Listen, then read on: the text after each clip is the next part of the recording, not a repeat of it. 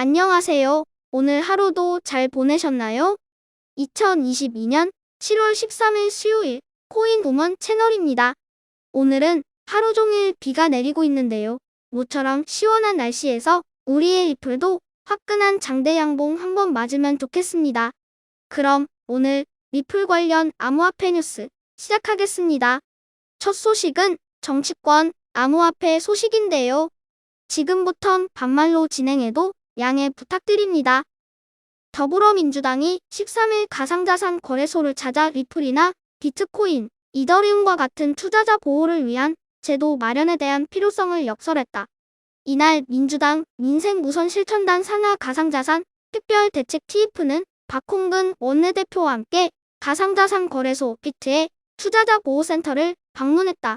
이번 간담회는 테라 루나 사태 이후 가상자산 투자자 보호에 대한 논의가 이뤄지면서 현황을 점검하고 향후 대응 방향을 논의하기 위해 마련됐다. 박홍근 원내대표는 최근 루나 테라 사태와 같은 일련의 사건에 대한 대응책으로 리플, 비트코인, 이더리움 등의 투자자 보호 방안 마련이 시급하다고 강조했다.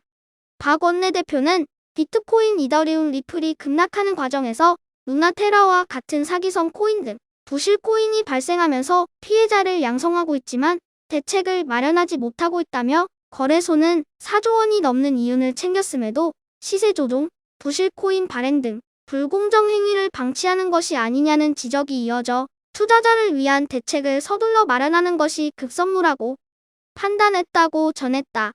이어 가상자산 특별대책 TF 팀장을 맡은 김병욱 의원도 투자자 보호 등의 제도 마련을 통한 산업 육성을 당부했다. 김 의원은 가상자산 산업에 문제가 있다고 해서 시장 발전의 가능성까지 저버려서는 안 된다라며 현재 업계가 겪는 어려움이 산업의 발전을 위한 성장통이라는 생각으로 생각해 블록체인을 미래 먹거리가 될 수 있도록 개선할 수 있게 정부나 국회가 노력해야 한다고 말했다. 가상자산 거래소에서는 업비트를 비롯한 빗썸, 코인원, 코빗, 고팍스 등 대형 거래소 대표들이 간담회에 참석했다. 이서구 두나무 대표는 높은 수준의 자율 규제를 실천하고 산업의 건전한 발전을 위해 최근 공동협의체를 설립했다며 거래 지원, 시장 감시, 준법, 교육 등 분과로 나눠서 운영하고 있으며 투자자의 안전한 투자를 위해 최선을 다할 계획이라고 밝혔다. 이에 앞서 지난 2월 5대 거래소는 디지털 자산 거래소 공동협의체를 설립한 바 있다. 이날 5대 거래소는 민주당의 어깨의 목소리를 담은 정책 제안서를 제출했다. 제안서에는 복수은행 실명 계좌 허용법인 기관 투자자 투자 활성화, 가상자산 과세 검토 등에 대한 내용이 담겼다. 김병우 의원은 간담회 진행 후 기자들과 만나 거래소에서 민주당의 복수은행 계좌 허용, 법인 투자 활성화 등 내용이 담긴 정책 건의서를 제출했다라며 검토할 가치가 충분히 있다고 보고 향후 각 상임위에서 다룰 수 있도록 각 거래소와 잘 협의해 나가겠다고 했다. 다음 소식, 저금리에 빚을 내 주식 부동산으로 향하던 투자 자금이 다시 예적금으로 돌아오고 있다. 13일 한국은행이 기준금리를 2.25%로 끌어올리면서 은행들도 빠르게 수신금리를 앞다퉈 올리고 있다. 전 세계 주요국이 모두 통화 긴축에 돌입한 가운데 위험 회피 심리는 우리나라 시장도 예외는 아니다. 빚을 내 투자하던 자산시장에서 자금을 급히 빼 예적금으로 이동시키고 있다. 고금리 안전자산의 시대가 다시 왔다. 이창용 하는 총재는 이날 사상 첫 빅스텝을 단행하며 앞으로도 금리 인상 기조를 이어갈 것이라 말해 사실상 금리가 꾸준히 더 오를 것을 예고했다. 하는 금융통화위원회는 13일 기준금리를 한꺼번에 0.50%포인트 올리는 빅스텝을 단행했다. 이로써 기준금리는 2.25%로 올라 2014년 10월 이후 2%로 재진입했다. 금리 인상에 증시 부진, 부동산 침체까지 겹치며 자금들은 이미 예적금 등 안전자산으로 움직이고 있다. 최근에는 당국마저 은행의 이자 장사에 대해 경계 섞인 목소리를 내놓자 고금리, 특판 상품까지 줄줄이 등장하는 모양새다. 불과 한두 달 전 은행들은 금리가 높으니 특판은 필요 없다고 말했지만 당국 압박과 계속되는 금리 인상에 은행들도 적극적으로 상품을 내놓고 있다. 실제 한국은행이 발표한 통화 및 유동성에 따르면 현금화할 수 있는 유동성 자금에 뭉칫돈이 몰렸음을 알 수 있다. 지난 5월 기준 시중 통화량을 보면 광일 통화는 3,696조 9천억 원으로 4월보다 29조 8천억 원 증가했다. 월간 기준 증가폭으로 보면 지난해 11월 이후 6개월 만에 최대치다. M2는 현금, 요구 불이익금, 수시, 출식, 저축, 성예금 등 협의 통화에 2년 미만 정기의 적금, 머니마켓 펀드, 수익증권 등을 포함한다. 즉, 현금화가 상시로 가능한 것들을 알 수 있는 대표 지표다. 이날 기준금리 인상에 더해 향후에도 추가적인 상승이 예상되는 만큼 예적금 상품의 매력은 갈수록 높아질 것이라는 게 중론이다. 가파른 물가를 잡기 위해서라도 금리 카드를 꺼낼 수밖에 없는 데다 한미 금리 역전차 우려 등도 넘어야 할 산이다. 8월 금통위에서도 기준금리 0.25%포인트 이상 인상이 유력하다는 관측이 나오는 이유다. 이미 시장에서 예금은 최대 연 3%대, 적금은 최대 연 8%대를 주는 상품까지 등장했다. 이미 이 금융권인 저축은행은 평균 금리가 연 3.1%를 넘었다. 저축은행 중앙회에 따르면 지난 7일 기준 79개 저축은행 1년 만기 정기예금 평균 금리는 연 3.13%다. 신협중앙회의 경우 지난 3월 연 8% 금리를 제공하는 신협플러스 정기적금을 내놨다. 1금융권인 시중은행 또한 발빠르게 대응하고 있다. 신한은행의 신한솔만의 적금, K뱅크의 코드 K 자유적금 특파는 연 5% 고지를 밟았다. 하나은행은 한국은행의 기준금리 인상을 반영해 적금 22종, 예금 8종 등 예적금 총 30종의 기본금리를 오는 14일부터 최대 0.9%포인트 인상한다고 밝혔다.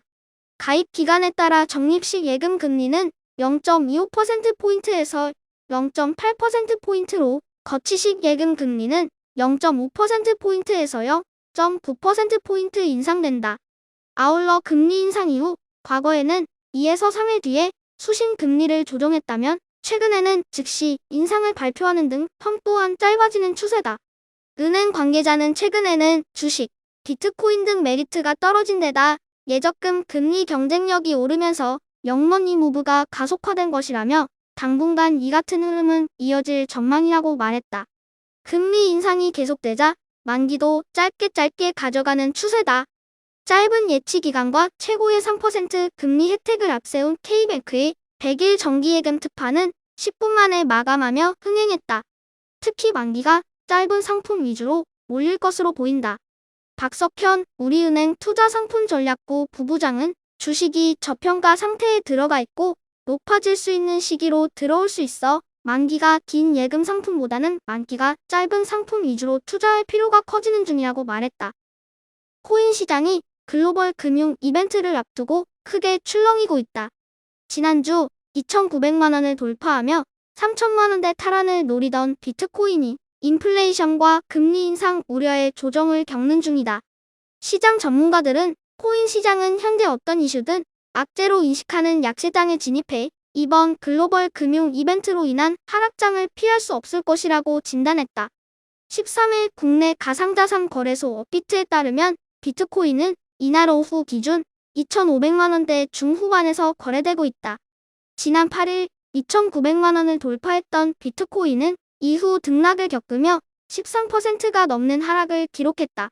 글로벌 시황 중개 사이트 코인마켓캡 기준으로 지난 8일 글로벌 평균 비트코인 시세도 22,314달러를 기록해 지난달 16일 이후 처음으로 22,000달러를 넘어섰지만 13일 예정된 미국 6월 소비자 물가지수 발표를 앞두고 이날 오전 가격이 급감해 19,000달러대에서 거래 중이다. 비트코인은 지난 2020년까지 미국 증시 하락에도 높은 수익률을 기록해 디지털 금이라 불리며 위험 회피 자산으로 여겨졌다. 하지만 지난해 폭발적인 급등장과 함께 전통 금융권 자산이 유입되면서 나스닥 지수와 상관계수가 높아지며 주식과 함께 대표적인 위험 자산으로 분류되고 있다. 특히 비트코인은 지난해 저금리 기조 속에서 풍부한 유동성을 바탕으로 가격이 상승했기에 금리 인상 이슈에 더욱더 민감하다. 미국은 13일에는 6월 CP가 발표되고 오는 27에서 28일에는 연방공개시장위원회가 예정돼 있다. 시장에서는 미국 중앙은행인 연방준비제도가 오는 7월 FOMC에서 금리를 0.75%포인트 올리는 자이언트 스텝을 밟을 것으로 예상되고 있다. 업계에서는 이번 달 글로벌 금융 이벤트가 코인 시장에 미칠 영향은 예측이 어렵다는 입장이다. 예상보다 좋든 나쁘든 시장에서는 악재로 인식하고 조정에 들어갈 가능성이 높다는 것이다. 가상자산 데이터 분석 기업 쟁글의 장경필 분석팀 팀장은 최근 시장 센티먼트는 지표가 어떻게 나오더라도 부정적으로 해석하고 자산 가격을 하락시키는 경향이 있는 베어마켓이라는 판단은 하고 있다며 CP가 기대치보다 높게 나오면 인플레이션과 긴축 강화 우려가 커질 것이고 CP가 낮게 나오면 경기 침체가 시작돼 안 좋다는 식으로 해석할 것이라고 진단했다. 업계 전문가들은 연준의 양적 긴축이 역사적으로 처음 시도되고 있는 만큼 시장을 낙관적으로 보기엔 어렵다고 평가했다. 국내 5대 가상자산 거래소 중 하나인 코빗의 최윤영 코빗리서치 연구원은 올해 가상자산 시장 정체는 지난해 말부터 이어진 연준의 긴축 통화정책 여파로 시작됐다며 CP가 지난달과 같이 시장 기대치보다 높다면 연준이 공격적인 금리 인상을 지속할 것이라는 단서가 되기 때문에 조정받을 여지가 있다고 전망했다. 실제로 41년 만에 최고치를 기록했던 5월 CP 발표 후 증시와 코인 시장은 발표 이후 잠깐 반등 후에 이후 급격히 하락하며 조정을 겪었다. 다만 최 연구원은 오는 28일 발표될 미국 2분기 국내 통생산 성장률이 지난 분기와 마찬가지로 마이너스면 경기 침체 가능성도 높아진다면서 이는 향후 연준의 긴축 기조가 완화될 수 있는 원인이 될 수 있기에 이 또한 지켜볼 필요가 있다고 덧붙였다. 자, 오늘 제가 준비한 리플 및 암호화폐 뉴스 소식은 여기까지입니다. 제가 낭독해드린 뉴스를 끝까지 들어주신 모든 분들은 다들 리플로 대박 나실 것입니다. 리플 1달러는 언제 될까요? 빨리 되면 참 좋겠다. 지금까지 코인우먼 채널이었습니다. 구독과 좋아요 정중히 부탁드립니다. 감사합니다.